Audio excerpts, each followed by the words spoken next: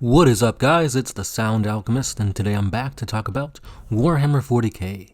Today we continue going over the character bios for my homebrew legion, the 11th Legion, the Celestial Sons. Now, recently I've talked about two from the Infernal Sons, Bellicrax the Decaying and Arunsar the 100, so today let's mix it up and go back to the Loyalist, quote-unquote, side of the 11th Legion, where I talk about Vykis Roen, the Armored Son, and Tachyon Black, one of my favorite characters in the entire army. So without further ado, let us begin with Tachyon Black, commander of the elite bodyguard of their Primarch, the Angelus Solaris. Tachyon is the only member who has survived since the inception of this honor guard. He's made it through countless battles, slayed crazed Xenos warlords, and has led the Celestial Sons to victory when all hope had seemed lost. He's even managed to hold his own during the Fractured Sun incident. However, his only defeat was at the hands of one of his own. Icaros, a member of the Angelus Solaris, laid a trap for this famed commander and almost killed him. Now Tachyon has been interred into a prototype dreadnought and lives to enact his revenge. He is the Angel of Vengeance, and he shall burn his enemies with the flames of the Celestial Sun. Vykis Roen, the Armored Son. Roen was an excellent tactician and a fearsome warrior who wields a storm shield unlike any other. During the Great Crusade, Roen led many campaigns of liberation and achieved exceptional results. During the Fractured Sun incident, he unfortunately was struck down. He was only spared from death when the Catan Shard began its rampage. Now Vykis Roen continues his service within a Contemptor dreadnought. He has also awoken his latent psychic abilities. Donning this new mechanical form, Roen now goes by the Armored Son, shielding his battle brothers from harm with his massive storm shield and his new psychic barriers. So now that we've covered the lore on these two badasses, let's take a look as to how I play them on the battlefield, beginning with Tachyon Black. So as you see here, I've used him as a Blood Angel Sanguinary Guard for two reasons.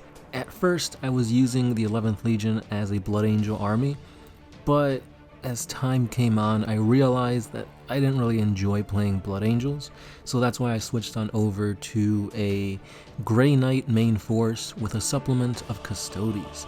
So that's how I've been running my 11th Legion for the past couple months, and I like it. It's elite, so that gives you a lot of time to kind of figure out the ins and outs of your army, since you're not really too overwhelmed by the crazy amounts of models and rules that you have to learn.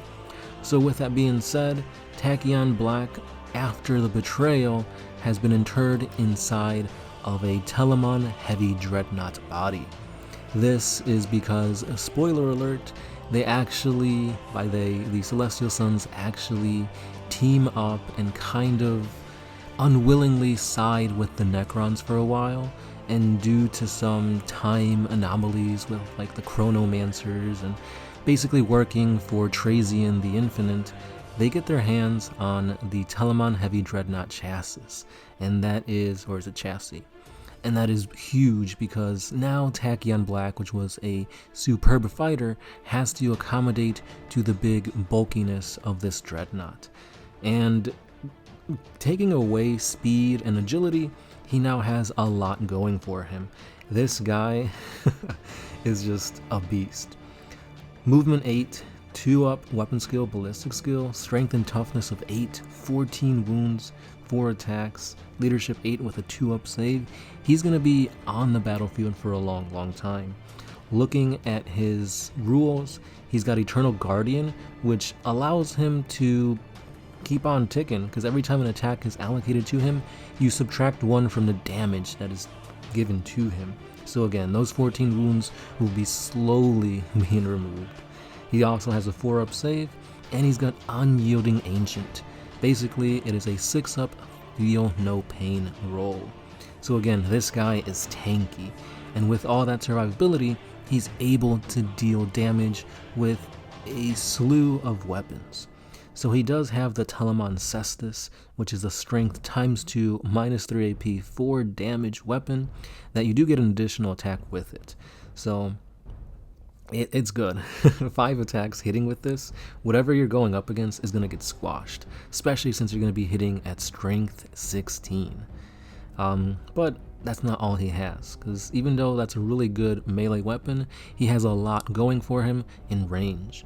For example, he's got the Twin Plasma Projector, which is only a 12-inch range, but you do get 2 D3 heavy shots at strength 6, -2 AP, 1 damage each, but you don't get to roll. Even though you do have a 2-up, you automatically score a hit, so that's really good.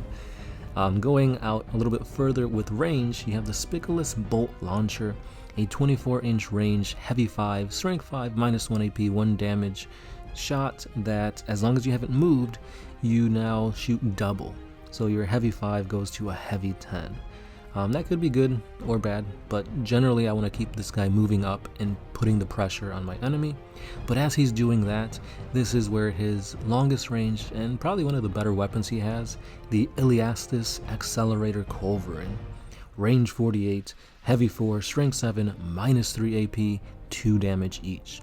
So this guy has a ton of survivability, a ton of ways to deal damage, and if he does get stuck in close combat, he's got a really powerful, essentially power fist to mow down the enemy. His only weakness, I guess, would be being bogged down by a bunch of little Griblies, since he only really has 5 attacks that he can do, but it's pretty much 5 guaranteed kills every turn. Now, moving on to the Iron Sun, or the Armored Sun. I don't know why I interchange between the two. I don't know which one I like more. But Vykis Roen is also a Dreadnought, a Contemptor Dreadnought for the Adeptus Custodes. This guy is the Contemptor Galatus Dreadnought. He's got the shield, which gives him a 4-up invuln save, and when a melee weapon attack is being used against him, you subtract 1 from the hit roll. So again, making him more survivable. He's got that same rule, the Guardian Eternal, that allows damage to be reduced by 1, and he's got Unyielding Ancient, which again, 6 plus feel no pain. So really good stuff here. The cool thing about this is that when I was using him as a Blood Angel, you had awesome like psychic powers because he was a Librarian Dreadnought. So you could do Shield of Sanguinius, Wings of Sanguinius, and that was all cool and it really fit the lore. But now that I've been not using Blood Angels and decided to use him as a Adeptus Custodi Dreadnought, unfortunately I can't do those psychic powers, but at the same time he's still pretty powerful. 9-inch movement, 2-up weapon skill and ballistic skill, strength and toughness of 7, 9 wounds, 5 attacks, leadership 8 with a 2-up save. This guy's still pretty powerful. His Warblade can be used both in melee and as a shooting attack. His shooting attack is a 12-inch range, heavy 2d6, strength 6, -1 AP with 1 damage, but again, you don't have to worry about that 2+ ballistic skill because you automatically hit with this weapon. So if you roll really good, you could essentially have 12 strength 6 shots. It's only 1 damage, but it's better than nothing.